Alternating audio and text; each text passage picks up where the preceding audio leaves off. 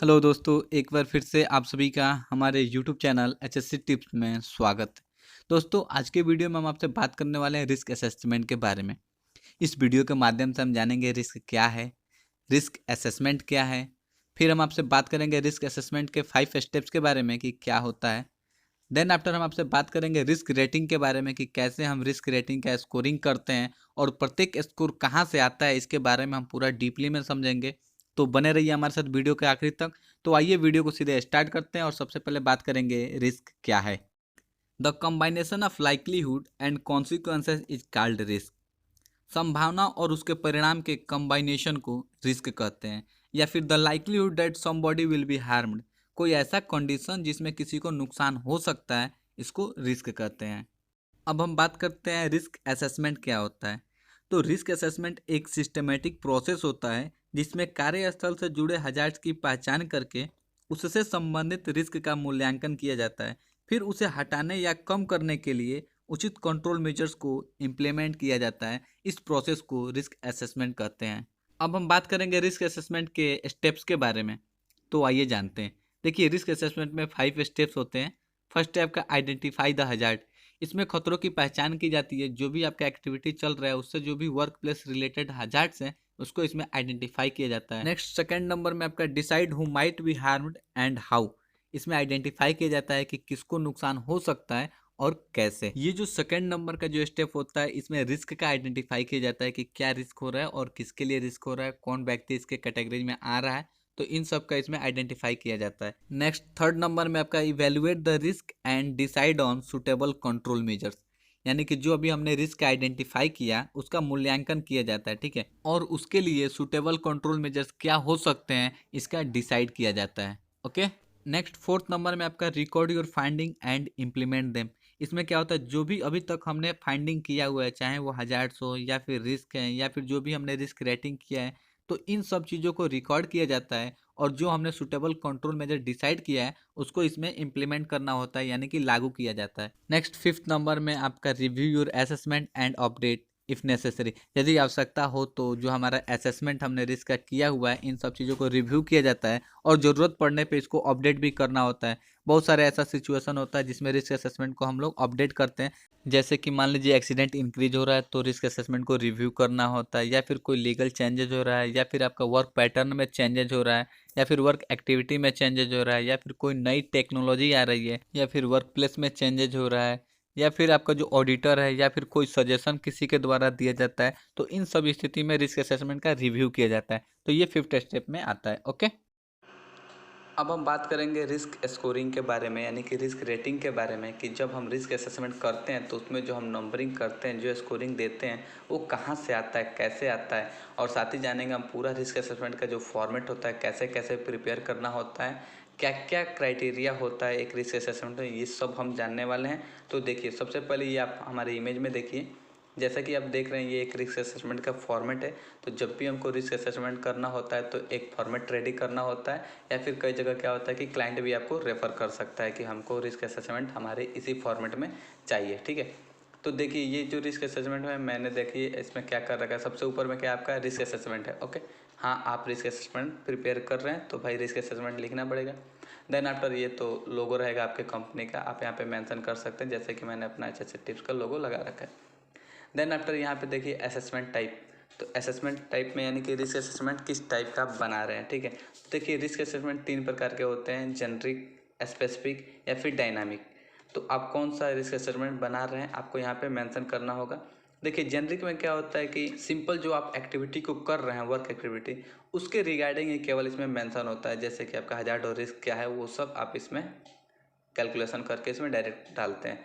जबकि आपका specific risk assessment कहाँ पे यूज होता है कि जैसे कि किसी हाई रिस्क वर्क एक्टिविटीज़ के लिए जब हमको असेसमेंट करना होता है तो वहाँ पे स्पेसिफिक रिस्क असेसमेंट लिखना होता है। जैसे कि कोई केमिकल एजेंट्स के साथ कार्य करना है, या फिर किसी बायोलॉजिकल एजेंट्स के होने के चांसेज है वहाँ पे, ठीक है, या फिर मैनुअल हैंडलिंग हुआ, लिफ्टिंग ऑपरेशन हुआ, या फिर प्रेग्नेंट एम्प्लॉयज़ हैं। तो इनके लिए जब भी हमको रिस्क असेसमेंट कैरी आउट करना होगा तो वहाँ पे स्पेसिफिक रिस्क असेसमेंट प्रिपेयर करना होता है। ओके।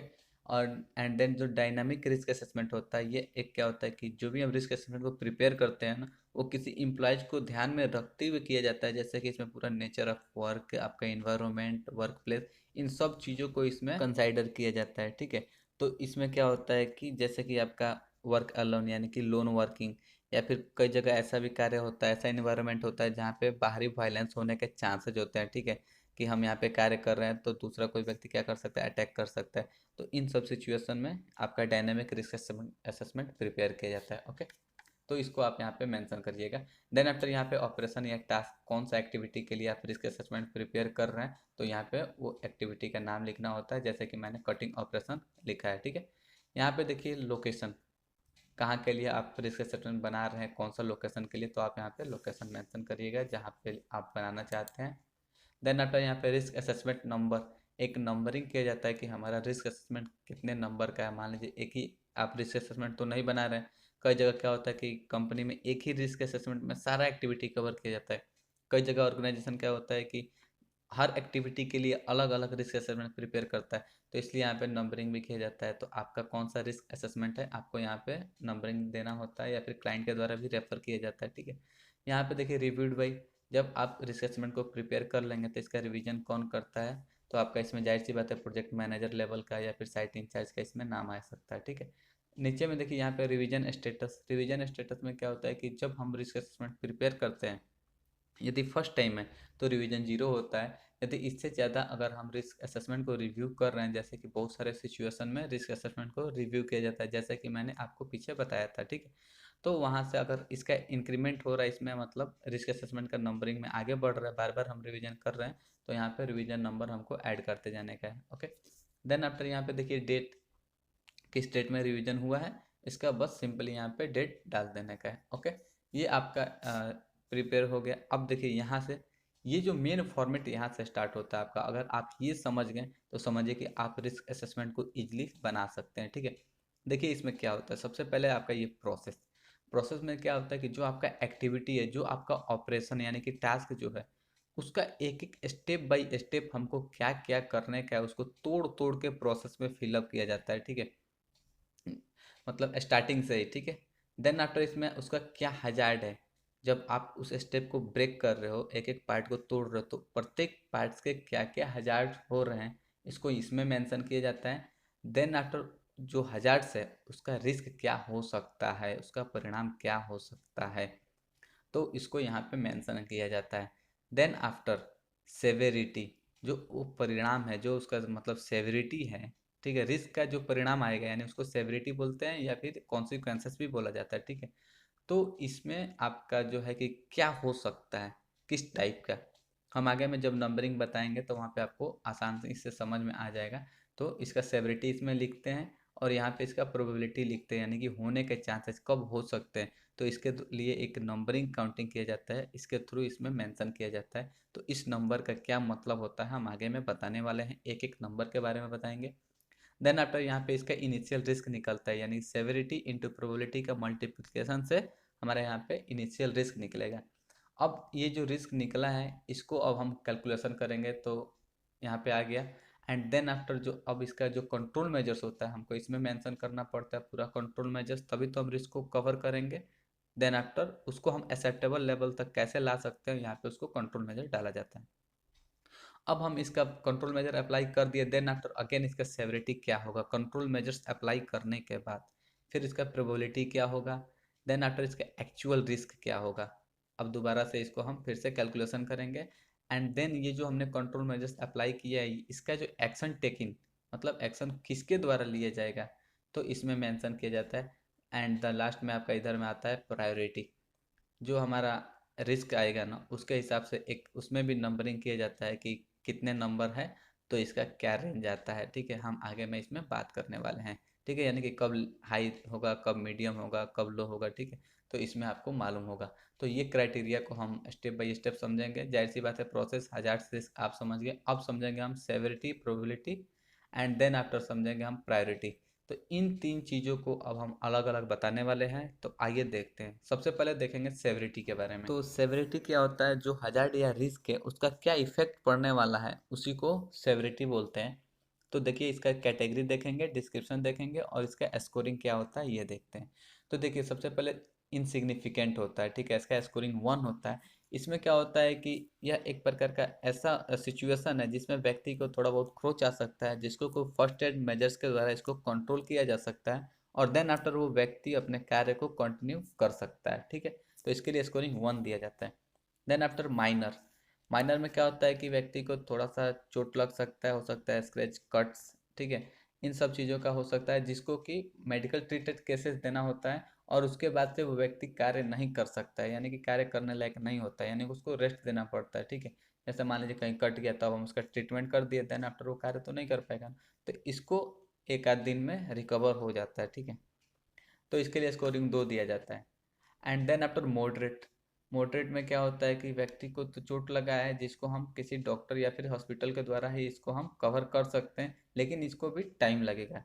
ये एलटीसी में काउंटिंग हो सकता है। एलटीसी क्या होता है कि कोई ऐसा एक्सीडेंट साइट पे हुआ जिसमें किसी व्यक्ति को चोट लगा और वो नेक्स्ट 48 आवर तक कार्य पे दोबारा वापस नहीं आ रहा है, तो इस केस को एलटीसी में कंसाइडर किया जाता है और इसके लिए क्या होता है, ऑर्गेनाइजेशन को, गवर्नमेंट को इसको रिपोर्ट सबमिट करना पड़ता है, ठीक है। तो इसके लिए स्कोरिंग 3 काउंटिंग किया जाता है।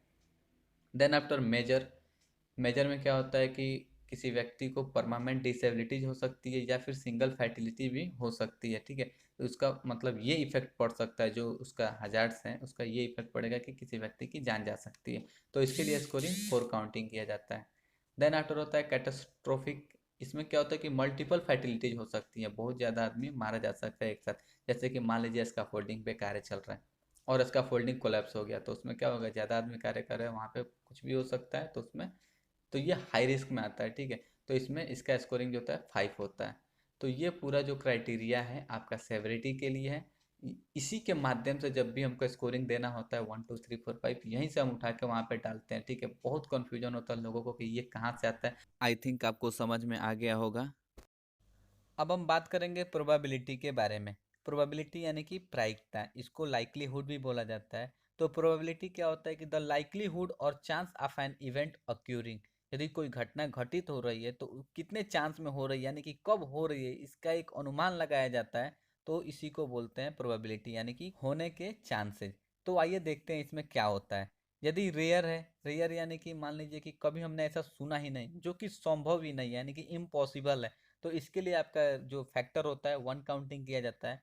यदि अनलाइकली है, यानी कि संभव नहीं है लेकिन फिर भी हो सकता है, 10 साल में एक बार ऐसा हो सकता है, तो इसके लिए आपका फैक्टर 2 काउंटिंग किया जाता है।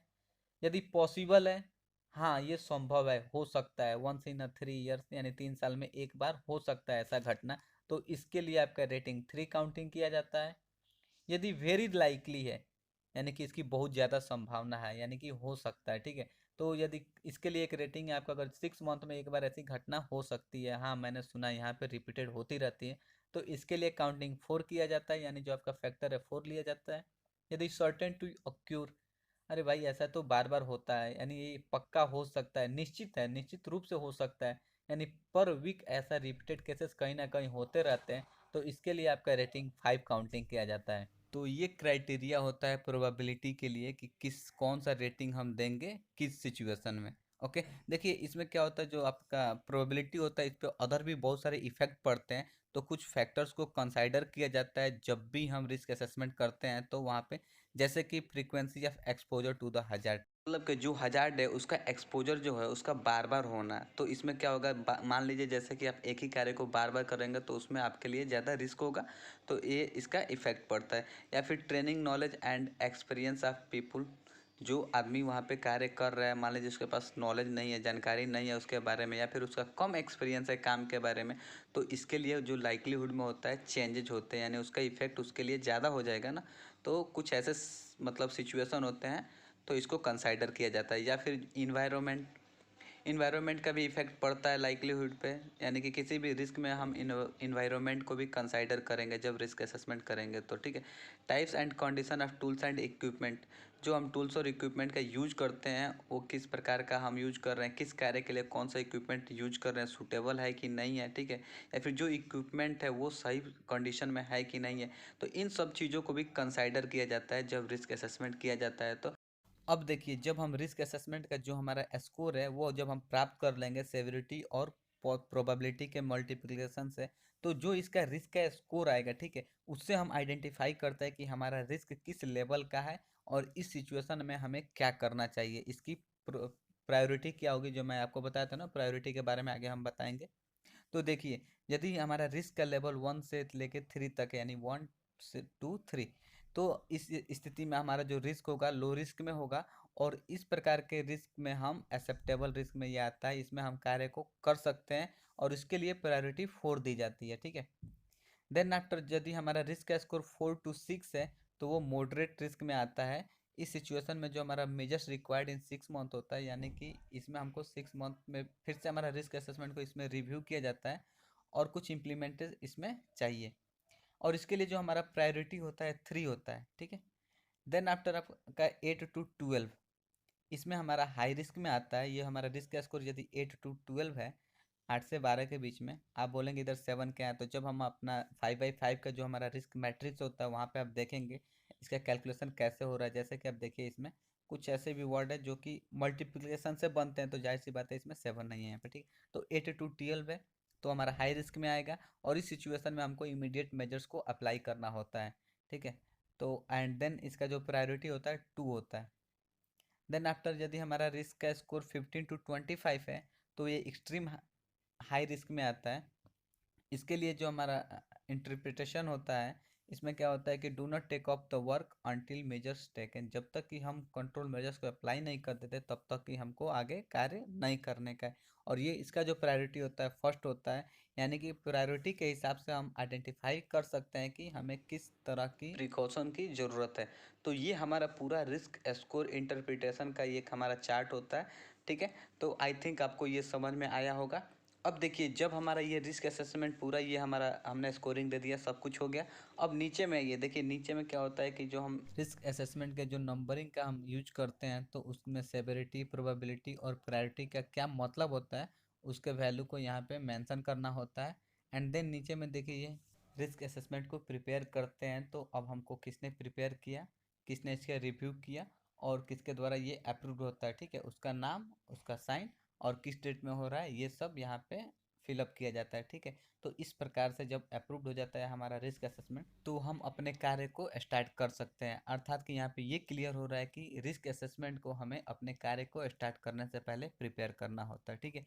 अब आइए एक एग्जाम्पल के थ्रू हम देखते हैं कि इसमें क्या हजार्ड्स होते हैं, तो उसका क्या रेटिंग देते हैं, एक एग्जाम्पल के थ्रू देखते हैं। अब जैसा कि आप यहाँ पे देखिए हमारे इस इमेज में, तो देखिए ये हमारा एक रिस्क असेसमेंट है जो कि मैंने प्रिपेयर कर रखा है पहले से ही। तो देखिए यहाँ पे क्या है, हमारा ऑलरेडी हमने ऊपर में एक्टिविटी यानी कि ऑपरेशन या फिर जो टास्क हमने मेंशन कर रखा है कटिंग का, ठीक है, कटिंग ऑपरेशन। अब देखिए इसका प्रोसेस में क्या होता है, सबसे पहले हम क्या करेंगे, स्टोरेज करेंगे सिलेंडर को।